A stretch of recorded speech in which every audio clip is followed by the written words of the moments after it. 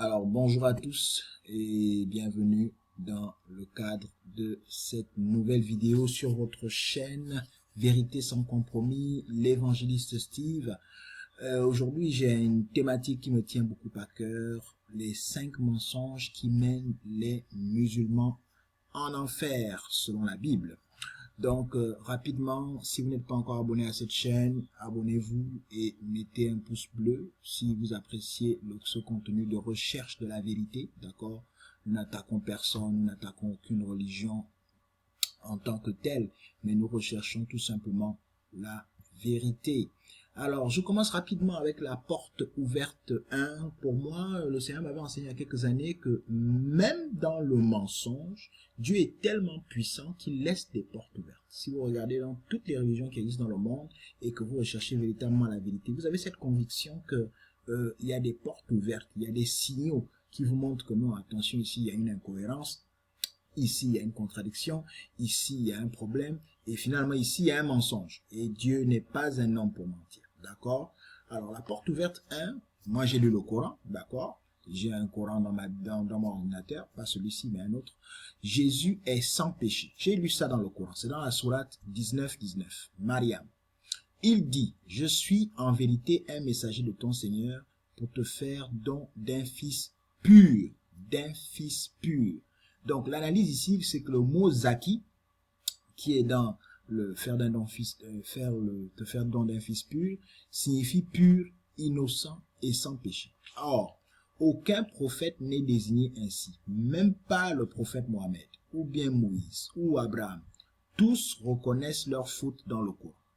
Alors, la première incohérence qui sort, pourquoi seul Jésus serait-il sans péché si tous les autres sont des pécheurs? D'accord? Quelle est cette particularité? Comment fait-il? Cela ne correspond donc pas à un simple prophète. Si vous connaissez un autre homme qui est sans péché, n'oubliez pas de me mettre ça dans les commentaires. D'accord? Ok, nous avançons. Ensuite, dans la Bible, il est effectivement écrit, celui qui n'a point connu le péché, il l'a fait devenir péché pour nous. Cela est dans 2 Corinthiens 5, 21. Donc, il n'y a pas d'homme sans péché, nous l'avons établi. Nous sommes 7 milliards ou 8 milliards actuellement en 2025 sur la terre. Il n'y a pas d'homme sans péché. Mais Dieu a envoyé un homme sans péché. Et l'apôtre Paul a eu une révélation que celui qui n'avait pas connu de péché, Dieu avait un plan de lui transmettre, de lui transférer, d'accord, le péché pour nous. Et le Seigneur lui-même, le Seigneur Jésus-Christ dans les évangiles, Jean chapitre 8 verset 46, il dit, qui de vous me convaincra de péché? Quel est l'homme qui peut dire que Jésus a péché? Donc, la question stratégique à se poser, je crois, si Jésus est le seul sans péché, n'est-ce pas un indice qu'il est plus qu'un prophète? N'est-ce pas un indice? C'est tout simplement un indice. Porte 2. La porte 2 qui est ouverte pour tous les musulmans, pour tous ceux qui lisent vraiment le Coran, parce que je me suis rendu finalement compte quand il discute avec un musulman aujourd'hui, on lui a fait réciter juste des choses à l'école coranique. Il n'a pas une copie de Coran chez lui à la maison, où il ne lit pas le Coran couramment pour essayer de comprendre ce que Dieu attend de lui. D'accord? Non, non, non. Il y a des intellectuels, oui, mais j'ai mes collègues, profs de maths, profs de physique, ainsi de suite, qui disent non, nous avons lu le Coran et effectivement, nous savons que Jésus est le plus grand des prophètes. Moi, je leur dis non, mais ok, c'est déjà un bon début. Vous avez effectivement lu, selon vous, mais je crois qu'il est quand même plus que ça. Hein. D'accord, parce que les prophètes, il y en a eu. Hein. Il y a eu Moïse, il y a eu Isaïe, il y a eu Jérémie, il y a Mahomet, votre prophète. Est-ce que vous pensez que ces prophètes-là étaient sans péché? Bon, on verra bien. Alors, la porte 2, Mahomet ne sait pas ce qu'il adviendra de lui. Alors, quand moi j'ai vu ce passage, sourate 46, verset 9, dit, je ne suis pas une innovation parmi les messagers et je ne sais pas ce qu'on fera de moi ni de vous. Waouh! Donc, Mahomet avoue son incertitude sur son propre salut et celui de ses disciples, les musulmans. C'est un aveu d'impuissance. Bon, comment suivre un prophète qui n'est pas certain d'aller au paradis ni de pouvoir y conduire les autres qui le suivent? Moi, j'ai un problème avec ça. C'est lui-même qui me le dit. Il me dit qu'il n'est pas sûr de lui. Il n'est pas sûr de ce qu'on fera de lui ni de nous qui voulons le suivre. Moi, tout de suite, quand j'ai lu ce passage, je me suis dit, waouh, Mais il y a une porte ici pour se poser, ne fût-ce que des questions. Si même lui, il n'est pas sûr, mais qui le sera? Parce qu'il a quand même, il a quand même 1 milliard de personnes qui le suivent. D'accord? Et quand tu contrastes ce message avec ce que dit le Seigneur Jésus-Christ dans Jean 14, 6, je suis le chemin, la vérité et la vie. Nul ne vient au Père que par moi. Celui qui croit en moi a la vie éternelle. Waouh! Attends là, et celui-là, non, même s'il ment, mais il est plus sûr, il est certain, il est charismatique, il sait qui il est, il sait ce qu'il apporte. Franchement, même un bébé de 5 ans se rendrait compte qu'il y a un problème. L'autre dit là-bas qu'il n'est pas sûr, ni de ce qui va lui arriver, ni de ce qui va arriver aux gens qui le suivent. Et il y a un autre qui dit, je suis, c'est moi, je suis le chemin, la vérité et la vie. Nul ne vient au Père que par moi. Celui qui croit en moi a la vie éternelle. Bon, écoutez, moi je suis d'abord celui-là, d'accord? On va aller arranger devant. J'ai dit non, il m'avait dit que c'était lui le chemin. L'autre disait bien que non, il n'est pas sûr de lui. Comment je peux aller dire à Dieu que j'ai suivi celui qui n'était pas sûr? Et puis il y a un problème quand même. Donc, qui veux-tu suivre? Celui qui doute de son sort ou celui qui promet la vie éternelle avec assurance? D'accord? Voilà une deuxième porte que Dieu a laissée à nos frères musulmans. Porte numéro 3, le Coran invite à consulter les gens du livre. Sourate 10, verset 94. Et si tu es dans le doute sur ce que nous t'avons révélé, interroge alors ceux qui lisent le livre révélé avant toi. D'accord? Donc le Coran reconnaît que la Torah et l'Évangile sont des références fiables à consulter si on doute. Des références fiables, parce qu'on va aller dans une autre porte ouverte où les musulmans ont l'habitude de dire que la Bible a été contrefaite, elle est falsifiée, les blancs l'auraient changée. Donc moi je leur pose souvent la question, mais je connais une sourate qui dit que si tu es dans le doute, va sur ce que nous t'avons révélé, interroge ceux qui lisent le livre avant toi. Comment l'ange qui parle au prophète Mahomet peut envoyer quelqu'un vers un livre qui sera falsifié? Quoi, il n'est pas au courant que le livre sera falsifié. Cet ange est tellement faible, est tellement incompétent, si je peux dire ça ainsi, qu'il ne se rend pas compte que le livre qu'il demande à Mohamed là d'aller lire sera falsifié par les colons, ou est déjà même falsifié par les colons, parce que Mahomet, le prophète, il reçoit sa révélation dans les années 600, le 7e siècle après Jésus-Christ. La Bible est finie, comme nous allons le voir dans d'autres passages. La Bible est finie, elle est déjà écrite, elle est copiée, elle est dispatchée partout, dans tout l'empire romain dominait à l'époque, n'est-ce pas? Donc, on continue. Si la Bible est falsifiée, comme disent certains musulmans, pourquoi le Coran envoie Mohammed vers elle? Soit elle est fiable, soit elle ne l'est pas. D'accord? Faut choisir. Donc, on avance.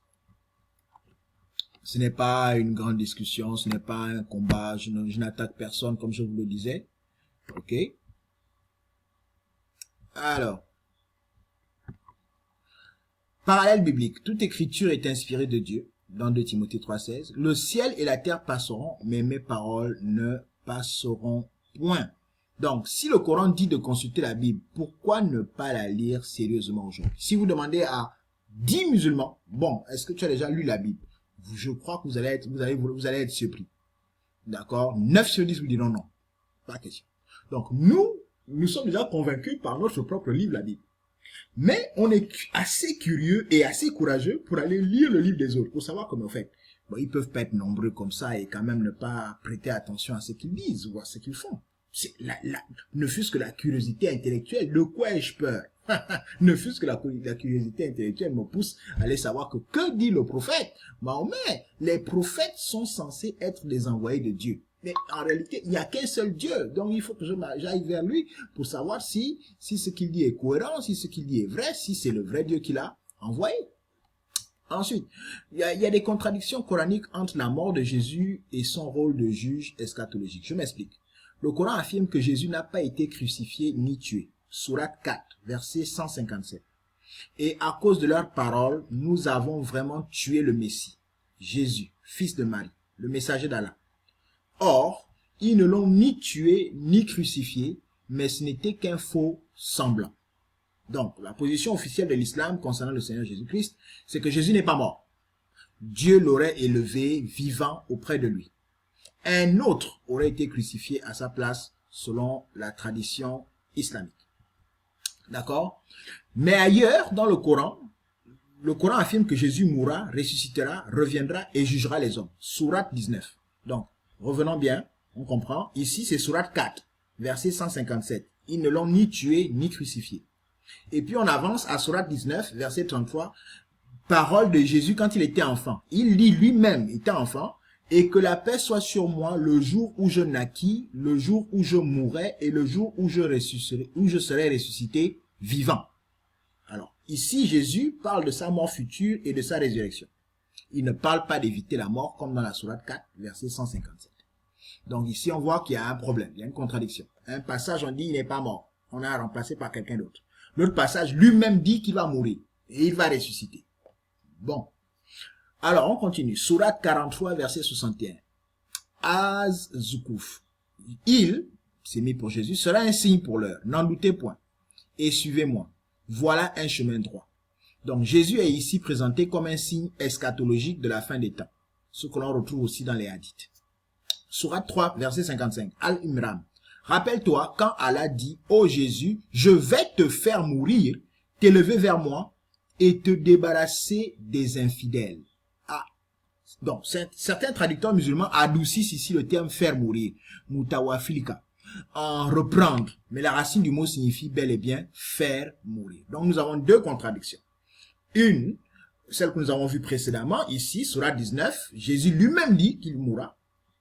Une autre ici, Sourate 3, 55, Allah dit, je vais te faire mourir. Et nous avons l'autre là-bas que nous avons vu, Sourate 4, 157, je crois. C'était, 157, An-Nisan, où il dit, non, ils ne l'ont pas tué, ils ne l'ont ni tué, ni crucifié. C'était un faux semblant. Bon, il faut qu'on soit d'accord, finalement. Donc, voilà l'analyse de la contradiction. 457 dit, Jésus ne serait ni mort, ni crucifié. Dieu aurait fait croire cela. Il a juste fait croire que il est mort, il est crucifié. Donc, tous les témoins qui ont vu sa crucifixion, sa mort, les Romains qui l'ont percé. Et c'est un récit biblique qui a 600 ans d'antériorité de ce que le Coran raconte. Donc, dans Sourate 19, 33 et 3, 55, Jésus dit lui-même qu'il mourra et sera ressuscité. Dans Sourate 43, verset 61, Jésus reviendra à la fin des temps comme juge, un rôle que seul Dieu peut accomplir. Donc, voilà le Coran qui dit Jésus, c'est un homme. Non, c'est un prophète. Mais en même temps, le même Coran dit Jésus reviendra à la fin des temps pour juger les hommes. Bon, c'est un prophète quand même qui a une position assez étrange, hein. Il juge les autres hommes comme lui. Ah bon? Donc, la Bible, elle nous dit, car le Père ne juge personne, mais il a remis tout jugement au Fils. Vous voyez les incohérences. Jean 5, 22. Et il a été établi que les hommes meurent une seule fois, après quoi vient le jugement. Donc, quand les hommes meurent, il y a le jugement qui vient. Et la Bible nous dit que le Père a remis tout le jugement au Fils. Ce avec quoi le Coran est d'accord. Bon. Donc, selon la Bible et même le Coran, Jésus meurt, ressuscite, revient et juge le monde. Au moins, on est d'accord sur ces choses. Parce que les versets qui disent qu'il est mort et ressuscite sont plus nombreux que ceux qui disent qu'il a fait un faux semblant. Même dans le Coran. D'accord? Donc, si on est intellectuellement un peu objectif et sincère, on est d'accord sur ce point. Donc, la question stratégique que doit se poser un musulman sincère, comment le Coran peut-il dire que Jésus ne serait pas mort alors qu'il parle ailleurs de sa mort, de sa résurrection et même de son rôle de juge à la fin des temps? Est-ce que tu ne vois pas qu'il y a un appel à chercher un peu plus loin? D'accord? Les versets en faveur de la mort, de la résurrection et de sa capacité à juger les hommes à la fin des temps sont plus nombreux que le verset qui dit qu'il n'est pas mort. Il n'y en a qu'un seul qui dit qu'il n'est pas mort. Et les autres disent qu'il est mort. La Bible, un document antérieur, plus ancien que le Coran, dit qu'il est mort, il est ressuscité et qu'il viendra juger les hommes. Alors, que faut-il croire? Alors, la question stratégique à se poser en tant que musulman sincère dit, nous croyons en Allah, Sourate 3, 84, en ce qu'on nous a révélé, à ce qu'on a fait descendre sur Abraham, Ismaël, Isaac, Jacob et les tribus, et ce qui a été donné à Moïse, à Jésus, ils ont mis Jésus, et à tous les prophètes, de la part de leur Seigneur. Nous ne faisons aucune distinction entre eux et à lui nous sommes soumis. Donc, selon le Coran, un vrai musulman est censé croire en la Torah de Moïse. La Torah de Moïse, le juif là, Moïse, le prophète. L'évangile, Injil de Jésus. Non, ce n'est pas contrefait parce que vous ne pouvez pas produire la version originale. Vous savez, quand on dit voilà un faux billet de 10 000, d'accord, voilà un faux billet que j'ai, c'est parce que vous êtes capable de produire un vrai billet. Mais si vous n'êtes pas capable de produire le vrai billet, ne traitez pas le billet que quelqu'un vous tend en faux billet. C'est illogique et c'est malsain en fait. C'est malhonnête en fait. Donc, les prophètes bibliques, il y a Ésaïe qui a annoncé la venue du Messie, il y a Jérémie, il y a... Bon, les prophètes, on les connaît. D'accord? Donc, et selon le Coran, toujours un vrai musulman est censé ne faire aucune distinction entre eux. Mais que constatons-nous aujourd'hui? Les musulmans ne lisent pas les évangiles. Si vous dites à un musulman de vous citer un verset biblique, il ne connaît pas. Un verset biblique. Je ne dis même pas d'abord Injil. Je ne parle pas d'abord des évangiles bibliques. Un verset qu'il connaît. Il ne connaît pas. Il rejette les paroles de Jésus, d'accord? Surtout sa déclaration qu'il est le Fils de Dieu, qu'il est le Sauveur et le seul chemin vers Dieu. Il rejette cela. Donc, imaginons moi j'étais né musulman. Je lis le Coran et je tombe sur le verset qui me dit que nous croyons en ce qui nous a été révélé. On me cite Abraham. Mais le nombre de fois que l'histoire d'Abraham n'est pas relatée dans le Coran. L'histoire d'Abraham vient de la Bible.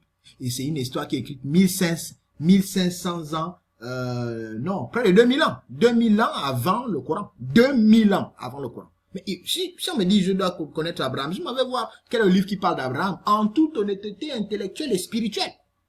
Il n'y a pas de débat de religion. On me dit, voilà, nous croyons en Allah et en Abraham, en Jacob, en Moïse, en Jésus. Je dis, mais Moïse, c'est qui? Un prophète juif. Je m'en vais voir ce que Moïse dit. Moïse, il a au moins 2 ou 3 livres où il intervient dans la Bible. Je m'en vais lire ce qu'il dit, mot pour mot, tout ce qu'il raconte. Comme je l'ai fait pour le prophète Mohammed. On me dit, non, il y a un prophète, le prophète de la région musulmane, il a dit ceci. J'ai pris le Coran, j'ai commencé à lire. Bah oui, non, il n'y a pas de débat. Pourquoi je vais débattre? C'est un prophète, non, oui, mais il faut que j'aille voir ce qu'il dit. Est-ce que les musulmans font cet effort? Non. On se pose donc des questions, frères musulmans. Pourquoi vous ne faites pas ces efforts? Vous contestez les écrits de Paul sans les avoir lus. Ceux de Jean sans les apôtres. Alors que le Coran les appelle. Le Coran vous appelle à respecter les livres révélés avant lui. Autre sourate qui appuie ce que nous sommes en train de dire, sourate 5, verset 46. Et nous avons envoyé après eux Jésus, fils de Marie, pour confirmer ce qu'il y avait dans la Torah avant lui. Et nous lui avons donné l'évangile dans lequel il y a guide et lumière pour confirmer ce qu'il y avait dans la Torah avant lui et comme guide et exhortation pour les pieux. Donc le Coran reconnaît que l'évangile est une lumière, une guidance, une exhortation et que Jésus confirme la Torah. Donc si vous êtes vraiment soumis, pourquoi rejetez-vous ce que Jésus a dit? On a lu tout à l'heure que nous lui sommes soumis. Est-ce que c'est une soumission de bouche ou une soumission réelle? Si le Coran dit que vous êtes soumis à Moïse, à l'évangile et à Jésus lui-même, pourquoi ne pas lire l'évangile? Écouter ce que Jésus dit et faire ce qu'il commande. D'accord? Si vous êtes vraiment soumis à Jésus, pourquoi rejetez-vous sa parole quand il dit « Je suis le chemin, la vérité et la vie. Nul ne vient au Père que par moi. » Si l'évangile est lumière et guidance, selon votre propre livre, le Coran, pourquoi vivez-vous comme si c'était un mensonge ou une corruption? Voilà les questions que devaient se poser les musulmans sincères. D'accord? C'est votre livre. Il vous dit, c'est une guidance, c'est une lumière. Il vous dit, vous devez être soumis à tous ceux qui sont là-dedans. Moïse, l'évangile, Jésus lui-même. Mais la vie de ces personnes ou les paroles de ces personnes ne sont pas contenues dans le Coran. Combien de paroles de Moïse sont contenues dans le Coran? Il n'y en a pas. Il n'y en a pas. Mais par contre, Moïse a des chapitres dans la Bible. Dans Exode, dans les Lévitique, ainsi de suite. D'accord? Vous voyez tout de suite qu'il y a un problème. C'est votre livre qui le dit. Donc, la porte ouverte numéro 5, l'islam propose un faux diagnostic et donc une fausse solution. Ah oui, ça, elle est très importante, cette porte. Suivez-moi très bien, mes chers frères musulmans. Le cœur de l'islam, c'est la justification par les œuvres.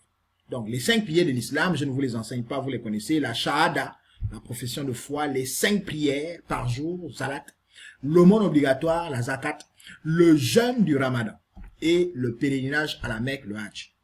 Donc, toutes ces pratiques ont une chose en commun. Elles sont centrées sur les efforts humains pour plaire à Dieu.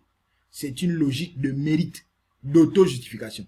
Combien de musulmans meurent chaque année sans faire le Hajj? D'accord? Si c'est les 5 piliers, je ne sais pas, je ne suis pas musulman, donc je ne peux pas dire qu'est-ce que votre Dieu, Allah, vous a dit. S'il manque un pilier, ça va, il vous fait quand même rentrer au paradis, parce que des millions de musulmans meurent sans faire le Hajj. D'accord? C'est un voyage coûteux. Aujourd'hui, c'est une affaire d'argent pour aller jusqu'en Arabie Saoudite là-bas, c'est pas un jeu. T'es musulman, tu es en Afrique du Sud, ben, c'est des millions là quasiment. Tu es aux États-Unis, c'est des millions pour pouvoir faire le déplacement du Hajj. Est-ce que s'il vous manque un pilier, ça va aller? D'accord? Il y a des musulmans, pendant le jeûne, ils font de ces choses. Voilà. Est-ce que c'est vraiment un jeûne que Dieu accepte? Bon, bref. Vous comprenez ce que je veux dire.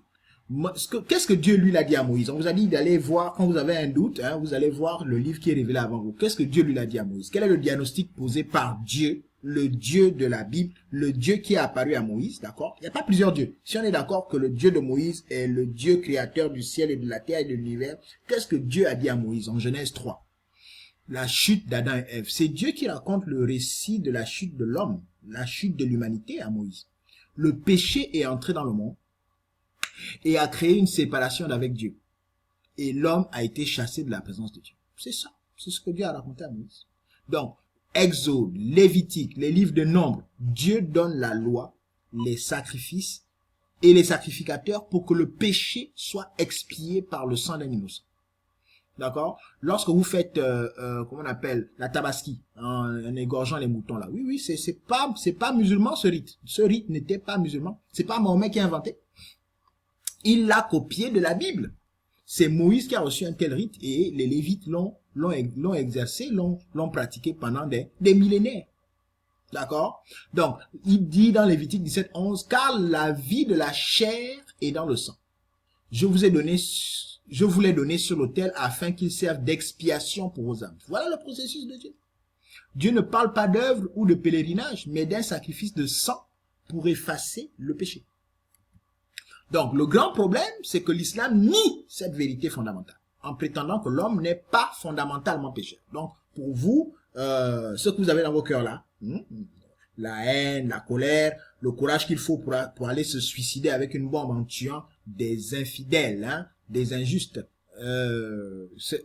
des tels sentiments sont des sentiments qui prouvent que on n'est pas des pécheurs. C'est ça, oui, cette colère, cette haine, cette envie de meurtre, ça prouve que nous ne sommes pas des pécheurs et que les œuvres, hein, vos œuvres peuvent compenser. si je donne bien la zakat, si je fais bien mes 5 prières, si je fais bien, waouh. Non, franchement, même quand on regarde la vie de nos frères musulmans, ils sont sûrs qu'ils vont pouvoir s'en sortir pendant toute leur vie en faisant toutes les prières à chaque fois. Quand vous ratez ça, qu'est-ce qui se passe? Qu'est-ce que vous faites quand vous ne donnez pas les offrandes? La zakat. Qu'est-ce qui se passe, comme je disais tantôt, si vous ne faites pas le hajj? Vous n'avez pas de moyens. Qu'est-ce qui se passe? Oui, mais parce que tout le monde ne peut pas faire le hajj, on l'a déjà prouvé, plusieurs musulmans meurent sans faire le hajj. Quoi? Allah ne vous reçoit pas. Donc, en fait, Allah ne reçoit que les gens qui font le hajj, alors. Ou les gens qui ont respecté toutes les 5 prières pendant toute leur vie, écoutez, vous êtes malade sur le lit d'hôpital, vous êtes musulman dans le coma, vous n'allez pas faire de prière. D'accord? Oui, donc quand vous mourrez là, vous allez en enfer parce que vous n'avez pas fait les prières. C'est ça. Non, soyons sérieux. L'islam rejette le diagnostic que Dieu a transmis à Moïse. Et en niant la gravité du péché, l'islam rejette aussi la solution parfaite et divine, c'est-à-dire le sacrifice expiatoire de Jésus-Christ, l'agneau de Dieu. C'est Jean-Baptiste qui l'a dit. Donc voici l'agneau de Dieu qui ôte le péché du monde. Alors, nous dans la Bible nous dit, elle nous a rassurés et elle confirme ce que Moïse a reçu. Il n'y a point de juste, pas même un seul. Romains chapitre 3 verset 10. Elle continue en Romains 3:23 en disant, car tous ont péché et sont privés de la gloire de Dieu. Ce n'est pas par les œuvres que vous êtes sauvés, mais par la grâce. Éphésiens 2, verset 8. Et voici, tout est purifié par le sang selon la loi. Et sans effusion de sang, il n'y a pas de pardon. Voilà. Donc, c'est logique. Dieu dit à Moïse que nous avons tous péché, et c'est Adam et Ève qui ont provoqué cela. Ils ont été séduits par le diable qui s'est déguisé en serpent, d'accord, au jardin. Et à partir de ce moment-là, nous sommes tous des pécheurs. Voilà le diagnostic de Dieu. Pourquoi je vais venir nier le diagnostic que Dieu donne à Moïse le prophète et qui continue pendant des millénaires, tout le monde est conscient de ça, tout le monde est d'accord. D'accord? Donc, c'est pas logique. Si Dieu dit à Moïse que le péché est entré dans le monde et que le sang était nécessaire pour l'expiation, pourquoi vous excluez-vous de ce diagnostic universel? Quoi, vous n'êtes pas les hommes, vous n'êtes pas concernés par la révélation du Dieu d'Abraham, du Dieu d'Isaac et du Dieu de Jacob? Oui. Pourquoi croyez-vous qu'il suffit de prier, jeûner ou aller à la Mecque pour annuler la séparation d'avec Dieu? Alors que Dieu lui-même a donné une seule solution. On dit bien une seule solution. Le sang d'un innocent. Et il le montrait d'abord par le sang des animaux.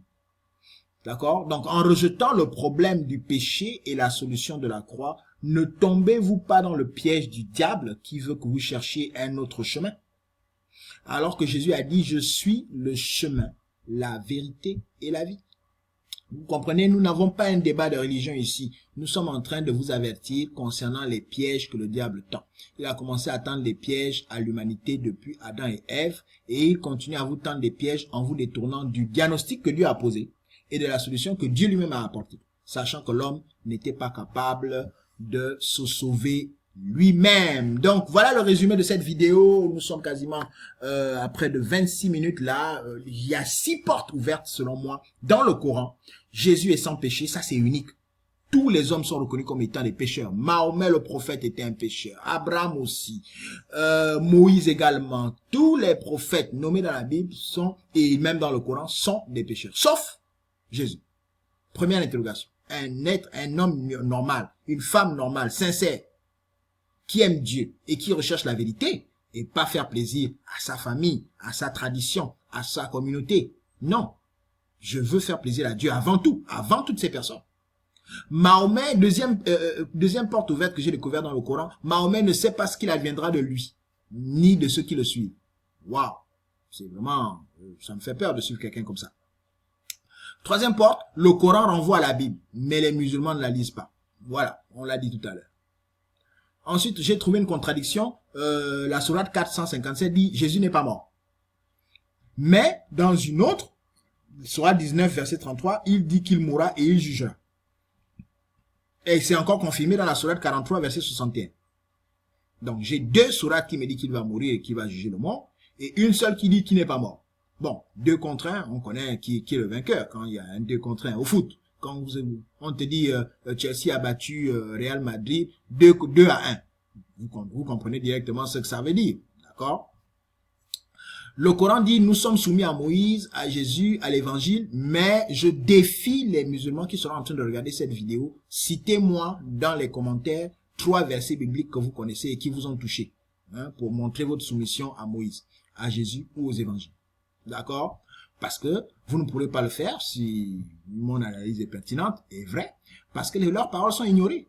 99% des musulmans n'ont jamais tenu une Bible dans leurs mains parce que, insidieusement dans leur cœur, ils ont peur d'aller découvrir la vérité. Donc, en bonus, je vous ai dit que l'islam rejette le vrai diagnostic, qui est le péché de l'humanité tout entière. Et la vraie solution que Dieu lui-même a fournie. C'est pas les blancs qui ont fourni comment on appelle ça, la solution de la croix, hein. Un blanc n'a pas inventé la croix. Ils n'ont été que des instruments pour crucifier le Messie que Dieu avait envoyé. Donc, ils ont crucifié le Messie, Jésus-Christ, annoncé depuis des siècles dans la Torah, n'est-ce pas? Et lui-même disait qu'il devait être crucifié et revenir. Donc, vous proposez un salut par les œuvres. Je ne sais pas. Vous savez, j'ai l'habitude de dire que les médicaments, par exemple, le médicament pour le paludisme, une maladie qui frappe beaucoup ici en Afrique, il est connu. Mais si vous allez à l'hôpital et que vous dites j'ai des fièvres, j'ai des courbatures, j'ai un peu mal par-ci, j'ai un peu mal par-là, et qu'on vous donne une pommade en disant voilà Nifluril, et je n'ai rien contre cette marque, allez frotter ça sur la tête, vous allez mourir. Pourtant, le médicament du palu existe. Il suffit de prendre des médicaments à base de Nivaquine, voilà, du Quartem, voilà, je sais pas, il y a plein de médicaments pour le palu qui existent. Donc la molécule qui soigne le Plasmodium falciparum, ce microbe inoculé par la nofelle femelle, il est connu. Ce médicament existe. Mais si vous prenez d'autres médicaments, le palu vous tue. D'accord? Le diagnostic du péché a été établi par Dieu et révélé à Moïse. Et il a effectivement lui-même la solution, le médicament. Il n'y a pas plusieurs médicaments. Hein. Il y a qu'une seule solution, la croix. Le sang d'un innocent. Et si on a déjà établi qu'il n'y a pas d'innocent parce que tout le monde est pécheur, il faut que Dieu lui-même fournisse la solution. C'est logique, non? Donc la Torah, le fait historique incontestable, c'est que la Torah donnée par Moïse date de plus de 1000 ans avant le Coran. La Torah, oui, elle date de plus de 1000 ans. Donc quand le prophète Mohammed vient citer la Torah, en fait, c'est pas comme si c'est quelque chose qui s'est passé un siècle avant lui, hein. Non, non. Le Mahomet est né dans les années 600, après Jésus-Christ. Et Moïse a vécu quasiment à moins 2000 à 2500 au minimum, selon les historiens. Les psaumes de David sont également antérieurs. David parle du Messie. Les évangiles ont été rédigés entre les années 40 et 90 après Jésus-Christ. Donc complètement clos, plus de 500 ans avant la révélation du Coran, qui a apparu vers 610 après Jésus-Christ. Donc les épîtres, les épîtres de Pierre, de Paul, de Jean également, étaient largement diffusées, traduites et copiées en milliers de copies, en milliers de copies, dans tout l'Empire romain dès le 2e siècle. Donc lorsque Mahomet apparaît au 7e siècle, tout le canon biblique est déjà complet, recopié, commenté, transmis et protégé par des milliers de manuscrits, tous identiques, à travers plusieurs continents et dans plusieurs langues. Donc, la question légitime que normalement tous les musulmans devraient se poser, comment une révélation nouvelle, venue 5 à 6 siècles, pas 5 à 6 ans, 5 à 6 siècles, 600 ans plus tard, peut-elle corriger, modifier ou contredire un message si bien établi, validé historiquement, archéologiquement et spirituellement? D'accord? Comment ça peut changer? La question légitime, c'est qu'il y a une incohérence majeure. Est-ce que c'est le même ange Gabriel? D'accord? Il faut que j'apparaisse. Il faut que je revienne à l'écran. Est-ce que c'est le même ange Gabriel? Je vous pose la question. Je vous regarde sincèrement dans les yeux. Le Coran affirme que l'ange Gabriel, Djibril, aurait transmis le message au prophète Mahomet. C'est dans Sourate, chapitre 2, verset 97. Mais la Bible dit que Gabriel, l'ange de Dieu, est intervenu pour expliquer des visions à Daniel. Dans le livre de Daniel, c'est un prophète. C'est dans la Torah là-bas. Les livres prophétiques. Daniel chapitre 8 verset 9, vous allez voir ce que Gabriel dit. Ensuite, Gabriel est encore apparu annoncer la naissance de Jean-Baptiste à Zacharie. Dans la Bible, vous verrez ça dans Luc chapitre 1 verset 11 à 20. Et enfin, Gabriel est encore apparu pour parler de la conception miraculeuse de Jésus-Christ à Marie. Dans Luc chapitre 1 verset 26. Donc, les trois apparitions de Gabriel que nous avons dans la Bible, elles sont cohérentes, elles sont concordantes, elles vont dans la même direction. Elle parle de la même chose, de la même personne. À chaque fois, Gabriel confirme le message du salut par la grâce, pas par les œuvres. Il confirme la mission du Messie et l'accomplissement des prophéties. Jamais le Gabriel de la Bible n'avait contredit Dieu avant. Jamais. C'était jamais arrivé. D'accord? Mais dans l'islam, le même Gabriel nie la crucifixion de Jésus, puisque c'est Gabriel qui donne la révélation au prophète Mohammed. Nous l'avons vu, Sourate 4, verset 157. Il nie la divinité de Jésus. Sourate 5, verset 116. Dans la Bible, il a annoncé à Marie que tu as un enfant saint. C'est par le Saint-Esprit qu'il naît. Donc, et il contredit le plan de salut révélé depuis la Genèse jusqu'à l'Apocalypse. Nous, on a 66 livres écrits par une quarantaine d'auteurs différents qui s'étendent sur à peu près plus de 2500 ans. Et Gabriel, l'ange de la Bible, est cohérent. Il ne se contredit pas.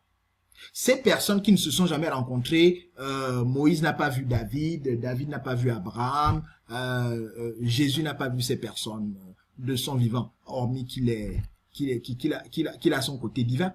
D'accord? Parce qu'il l'a dit aussi que moi, avant qu'Abraham ne fût, je suis. Et ses frères se sont fâchés parce qu'ils n'ont pas compris qu'il n'était pas simplement homme où il parle.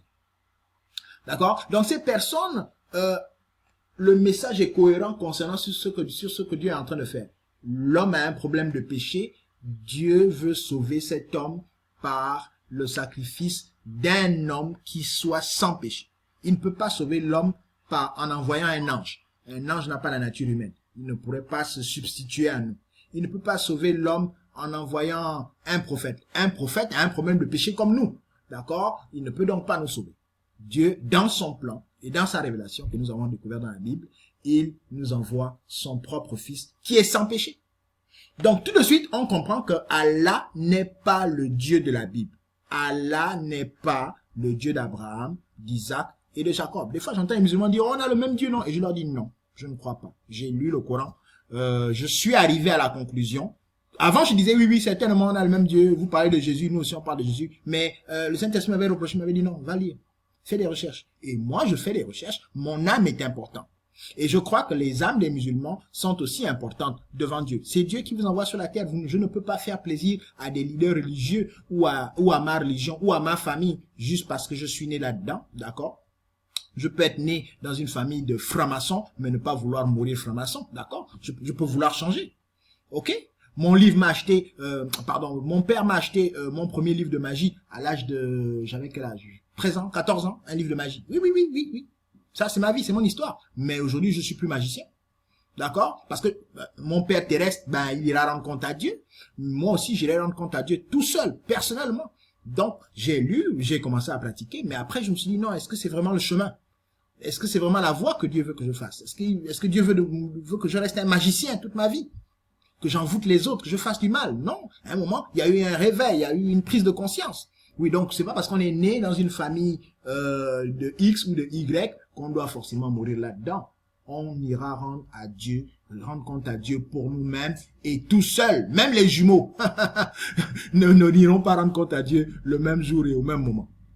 Donc, j'aime ce passage de Galates chapitre 1 verset 8. C'est l'apôtre Paul qui dit, mais si nous-mêmes, lui Paul, ou un ange du ciel, il va plus loin, il va même que si un ange arrive, annonçait un autre évangile que celui-ci que nous avons prêché, qu'il soit maudit. Que l'ange, ou bien Paul, soit maudit s'il change ce que Dieu dit. Est-ce que vous comprenez la révélation que Paul a eue là-dessus? En fait, quand je lis ce passage, je me rends compte que Dieu savait qu'il y aurait des gens qui viendraient jouer avec ses évangiles et avec la vérité qu'il a annoncée par son fils Jésus-Christ. Et donc il nous prévient. Il dit non, mais si nous-mêmes, c'est Paul qui écrit, hein, il dit ici moi-même, moi Paul, ou un ange du ciel, il a même mis les anges à l'intérieur. Waouh, quelle vision, quelle prophétie.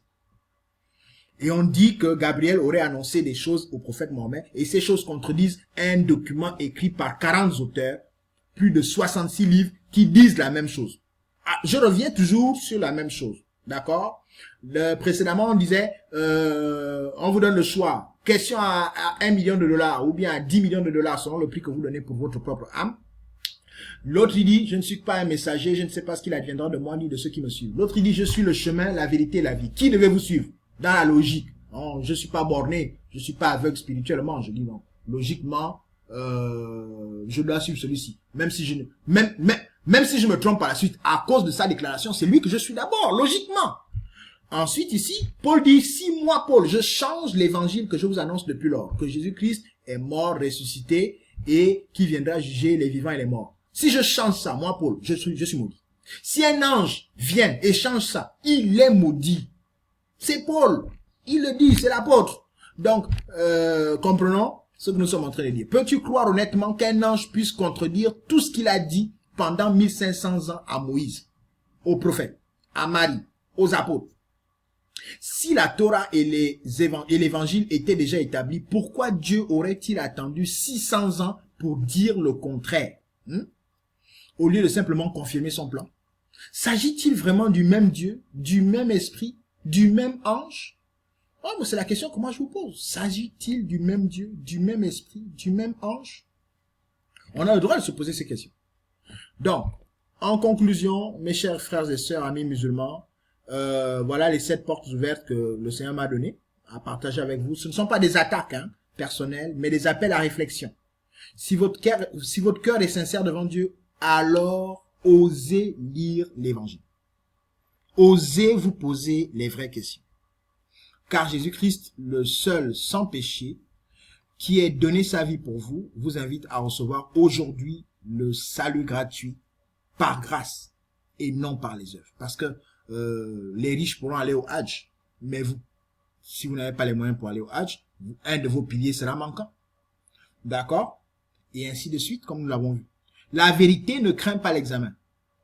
C'est pourquoi il y a les chaînes qui font les débats entre musulmans et chrétiens font des millions de vues. C'est parce que ils veulent examiner la vérité. et que celui qui cherche trouve, et que celui qui trouve la vérité soit libre. Recherchez la vérité. Ne vivez pas comme si, à la fin, vous pourrez servir à Dieu des excuses. Dieu ne recevra pas vos excuses. Vous êtes en train de suivre cette vidéo. Mettez-moi un pouce bleu si vous appréciez son contenu. Si vous n'appréciez pas, c'est pas grave, ne mettez pas de pouce bleu. Mettez-moi en commentaire où vous pensez que les 7 portes ouvertes là ne vous concernent pas ou que vous pourrez y échapper. D'accord? Moi, je vais lire ces commentaires et je vais même y répondre ouvertement. Je suis ouvert à la vérité. J'ai recherché la vérité. Je ne suis pas né et en ayant toutes ces connaissances. Non, je les ai recherchées moi-même. J'ai téléchargé le Coran sur Internet. J'ai commencé à le lire et je me suis posé des questions. Si moi je le fais, pourquoi pas vous? Nous arrivons au moment de la prière. Si tu as été touché par cette parole, fais cette prière avec moi si tu veux changer. Si tu veux véritablement recevoir la vérité de Dieu, le Dieu d'Abraham, le Dieu d'Isaac, le Dieu de Jacob. C'est comme ça qu'il s'est révélé à Moïse. Hein. Il dit, va dire au peuple d'Israël que je veux les délivrer d'Égypte, que je suis le Dieu d'Abraham, le Dieu d'Isaac, le Dieu de Jacob. Nous voulons établir que ce Dieu-là n'est pas Allah. Il y a une différence notable et fondamentale entre les deux. Fais cette prière avec moi. Sincèrement, ferme tes yeux un instant. Père Saint et Juste, merci pour ces portes ouvertes que tu me montres aujourd'hui. Je décide d'y accorder une importance particulière, car je comprends que la religion ne suffira pas pour me sauver du péché dans lequel je suis né et qui retient toute l'humanité.